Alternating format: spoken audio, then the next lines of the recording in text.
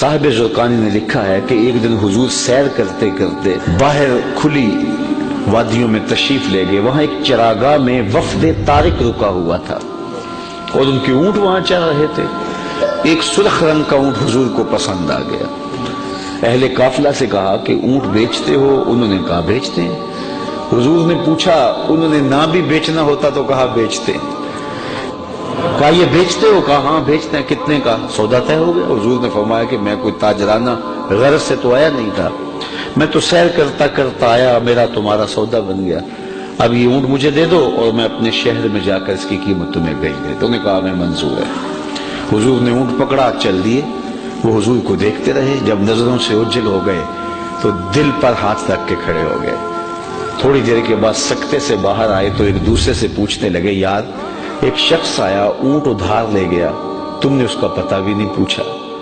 جب کسی کو نقد سودا دیتے نا تو اس کا پتہ آپ پوچھنے کی ضرورت نہیں محسوس کرتے, لیکن ادھار دیں تو یا آپ اسے جانتے ہوتے ہیں یا درمیان میں کوئی ضامن ہوتا ہے یا کوئی چیز گروی رکھتے ہیں. تو کہا ایک شخص آیا, اسے تم جانتے نہیں, اس نے اپنا پتہ بھی نہیں بتایا, اونٹ بھی قیمتی اور وہ لے گیا. یار کسی نے اس کا پتہ ہی نہیں پوچھا, نہ اس نے کوئی شے گروی رکھی, نہ کوئی ضامن دیا, تو تم نے کسی نے بھی پتہ نہ پوچھا. ایک بولا یار جب وہ باتیں کرتا تھا منہ سے پھول جھڑتے تھے, میں تو اس منظر کو دیکھتا رہ گیا. دوسرا بولا یار میں تو اس کی زلفوں کے پیچ و خم میں کھو گیا. تیسرا بولا میں تو اس کی آنکھوں میں ڈوب گیا, کیا خوب سجن دیاں اکھیاں نے. کہا جو بھی ہوا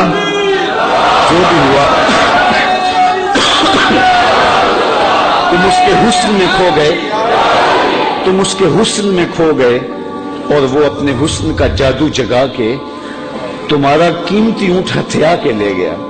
لیکن اگلے لفظ سنیے اور سینے پہ ہاتھ رکھ کے سنیے.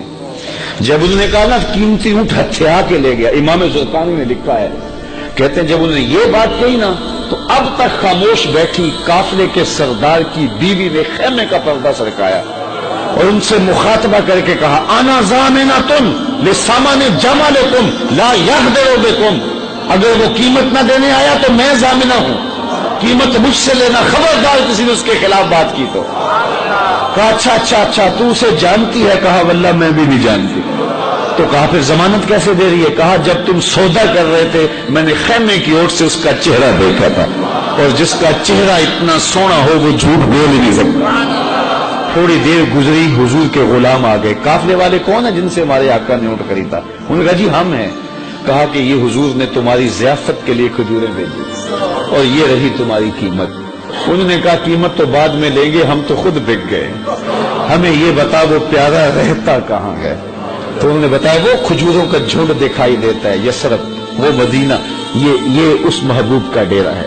علامہ زرقانی لکھتے ہیں سارا وفد اٹھا اور جا کے حضور کے قدموں میں بیٹھ گیا, تیری تک کے اداواں میں مرید ہو گئی. تو ایسا حسن اللہ نے اپنے محبوب کو دیا جو دیکھتا وہ دیکھتا ہی رہ جاتا. دیکھنے والے کہا کرتے اللہ اللہ, یاد آتا خدا دیکھ کے صورت تیری. دعا کرو اللہ ہمیں حضور کی زیارت نصیب فرمائے.